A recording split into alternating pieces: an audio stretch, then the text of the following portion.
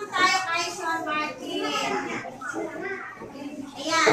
Si Sean Martin. Ay, dito ka muna.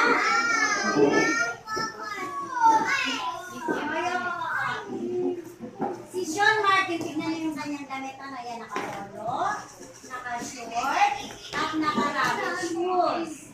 Meron bang puyod si Sean? May hito ba si Sean Martin? Wala kasi siya ay boy. Tatandaan na, si Sean Martin ay boy. Itong isa ay girl. Ano po ang boy? Ano ang boy? Ano ba ang boy? Lalaki. Siya ay lalaki.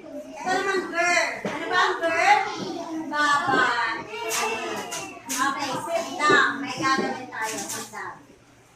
Ilabas mo yung